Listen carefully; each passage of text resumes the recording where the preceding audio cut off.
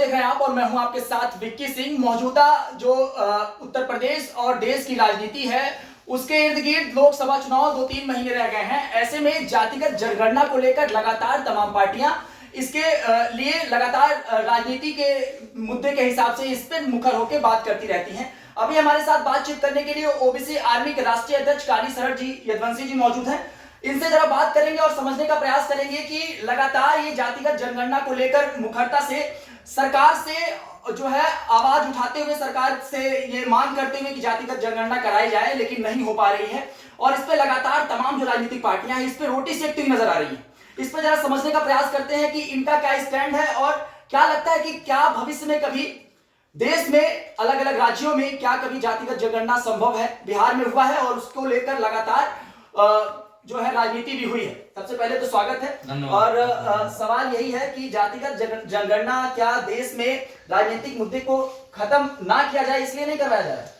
भाई देखिए, ये राजनीतिक मुद्दा नहीं है। जातिगत जनगणना जो कराने की मांग हो रही है समानता के अधिकार के लिए हो रही है। जो कौमें, जो पिछड़ा वर्ग, जो संविधान अपने मौलिक अधिकार में ही समानता की बात कर देता है, उसमें फिर से समानता की बात कैसे, क्या चाहते हैं? अगर आप संविधान की बात करते तो संविधान को ठीक से पढ़िए।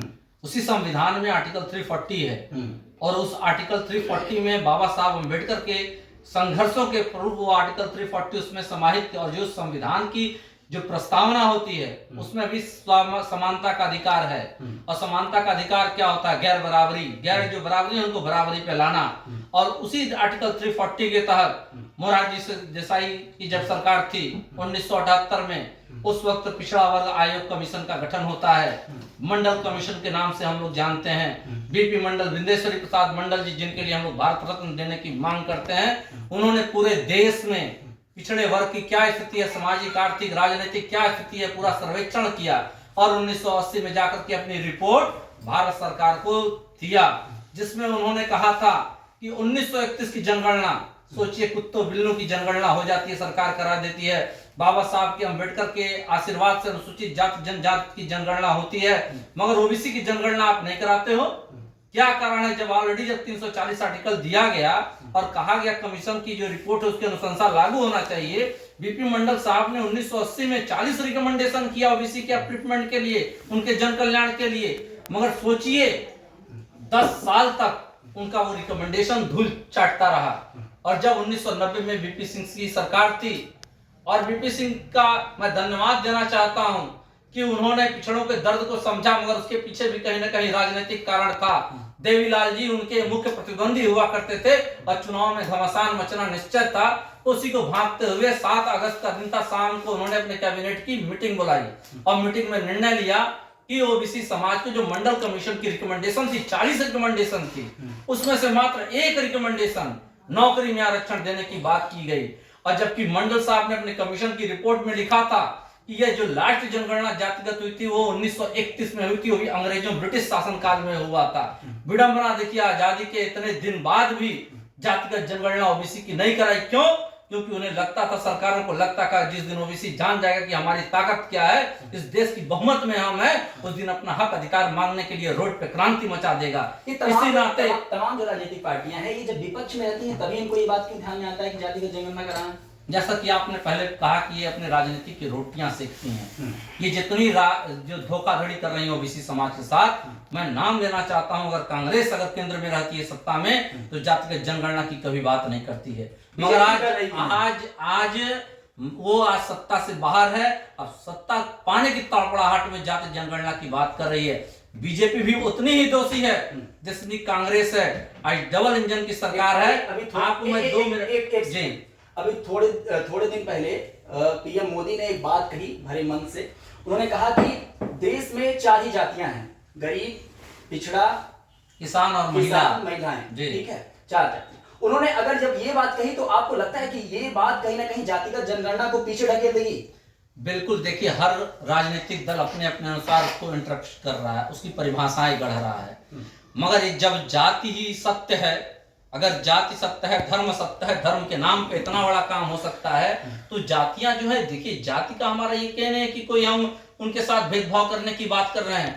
एक हम सबसे पहले जो ओबीसी आर्मी कहती कि जो भी किसी भी जाति, किसी भी धर्म का आदमी है, अगर वो भारतीय है तो वो हमारा भाई है, मगर हमारा परिवार अगर पीछे है, हम अपने परिवार की समृद्धि के लिए वो हर काम करेंगे जो हमारे परिवार के एक एक व्यक्ति, चाहे वो छोटा हो या बड़ा हो, उस तक वह विकास पहुंचे, जिससे उसके चेहरे पे मुस्कुराहट आए। तो ओबीसी आर्मी इसी नाते जातिगत जनगणना की बात कर रही है, आरक्षण की बात कर रही है और आबादी के अनुसार आरक्षण की बात कर रही है। हमारी देश में 60% आबादी है, सरकारें क्यों डर रही हैं? अच्छा आप ये बताइए कि अगर हम मान लीजिए लोग कहते हैं आप जातिवादी भी देश में फैला रहे हैं, देश को आप तोड़ना चाहते हैं, देश में आप व्यवस्था फैलाना चाहते हैं। हमने तो पहले ही कहा कि हमारे लिए सबसे पहले राष्ट्र है, मगर जो हमारी 60% की ओबीसी आबादी है, आज तक सुप्रीम कोर्ट में आजादी के बाद कोई भी जज सुप्रीम कोर्ट में नहीं हुआ पिछड़ी जाति का। क्यों नहीं हुआ?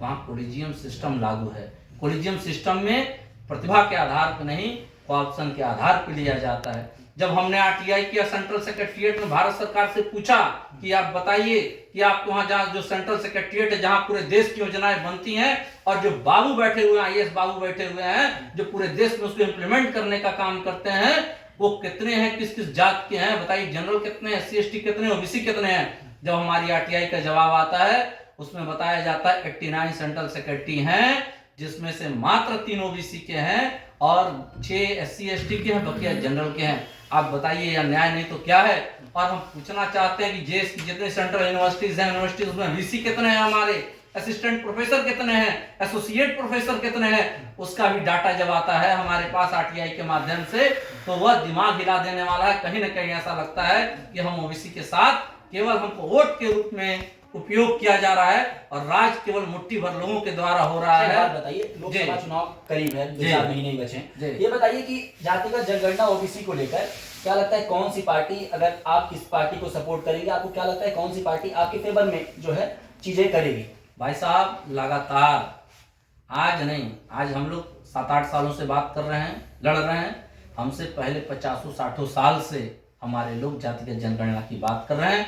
इस सरकारें ने अनसुना कर दिया है, क्योंकि आज आपको देखना चाहिए, अगर विधानसभा हो या संसद हो, वहां अगर हमारी जो ओबीसी है 60% हिस्सा है, क्या % उसकी भागीदारी है। और आपको यह भी देखना चाहिए कि जितनी भी मांगे हुई आज तक इग्नोर किया गया और जातियों को आपस में लड़ाने का काम किया। कैसे अलग अलग जातियों की पार्टी बना दी गई, कोई निषाद की पार्टी बना लिया, कोई राजभर की पार्टी बना लिया, कोई मौर्य की पार्टी बना लिया, कोई कुर्मी की पार्टी बना लिया। और ये पार्टियां क्यों बनाई गई? क्योंकि जातियों को तोड़ के नहीं चाहते कि ओबीसी समाज की जातियां इकट्ठा हो और केवल एक परिवार लाभ लेता है, परिवारवाद हावी होता है। जैसे इन लोगों ने जैसे पार्टी बनाया, चाहे वो कोई पार्टी रही हो, जातिगत जनगणना जब कांग्रेस में, मैंने फिर बता रहा हूँ, कांग्रेस भी नहीं कराई, उत्तर प्रदेश में समाजवादी पार्टी भी नहीं कराई। हो गई। अब करवाएगा कौन? आपको क्या लगता है किसके तरफ स्टैंड है कि जो जातिगत जनगणना है ओबीसी को लेकर ये पार्टी करा सकती है, इसको हम लोग सपोर्ट करेंगे? भाई देखिए, जो वर्तमान सरकार है, भारतीय जनता पार्टी की डबल इंजन सरकार है।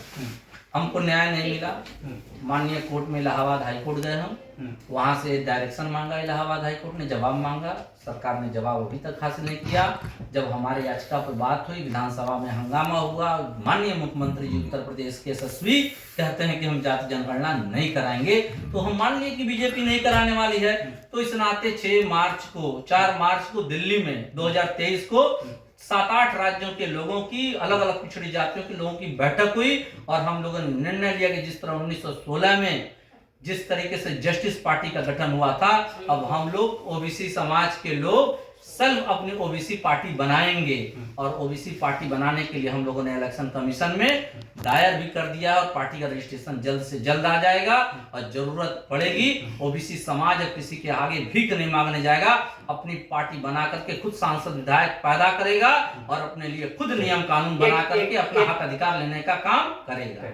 ये बताइए, एक और सवाल इसमें जोड़ देते हैं। अभी किसान आंदोलन चल रहा है, लगातार किसान जो है सरकार के विरुद्ध अपनी एमएसपी जो लिखित गारंटी के लिए लगातार आंदोलन कर रहे हैं और दिल्ली कूच कर रहे हैं, तमाम बॉर्डर पे जो है युद्ध जैसे हालात हैं। क्या लगता है कि सरकार जब इसके पहले जब 2021-22 में जिस तरीके से जब आंदोलन हुआ था, उसके बाद सरकार ने कहा कि मोदी जी ने खुद आके कहा कि जो तपस्या में हमारी कुछ कमी रह गई होगी, इसलिए शायद हम नहीं समझा पाए उस चीज़ों को। अब 1-1.5 साल बाद फिर से वो चीज़ें होती हुई नजर आ रही हैं कि क्या किसान ये राजनीति की वजह से आने वाला 2024 के लोकसभा चुनाव को लेकर इस तरीके की चीज़ें हो रही हैं, या किस कोई और कारण है किसान आंदोलन का?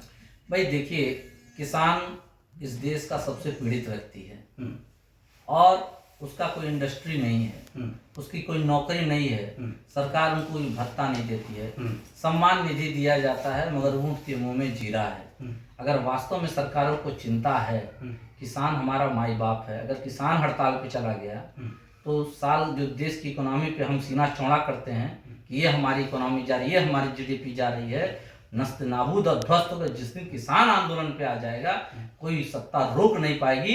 तो सरकारों को चाहिए 6 चुपचाप। महीने के लिए योगी जी ने अस्मा बिल ला दिया है। इससे ये होता है कि कोई विरोध नहीं कर पाएगा, कोई आंदोलन नहीं कर पाएगा। ये इस दौरान जब लोकसभा चुनाव करीब है, आंदोलन कर रहे हैं किसान, क्या ये उचित लगता है?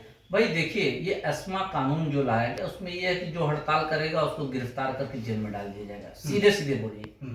तो इसका जो ये कानून है कहीं ना कहीं वो भारतीय संविधान की जो प्रस्तावना है उसका हनन है और हर व्यक्ति को डेमोक्रेटिक वे में संविधान के दायरे में आकर के अपना विरोध और प्रदर्शन करने का हक अधिकार है। और अगर सोचिए, आजादी के समय में भी अंग्रेजों के तमाम काले कानून थे जो हमारे क्रांतिकारियों को, हमारे जो लड़ने वाले थे, आजादी के दीवानों को रोकने का प्रयास, वहां तो फांसी दे दी जाती थी मगर वो फांसी से भी नहीं रुकते थे। मगर जो हमारे ये लोग हैं, आंदोलन क्या रोक पाएंगे? अगर आंदोलन करना होगा तो आंदोलन में आंदोलनकारी होता है और अपनी बलि देता है और बलिदान देने के लिए तत्पर होते हैं अपने समाज के अधिकार के लिए। चलिए हमारे साथ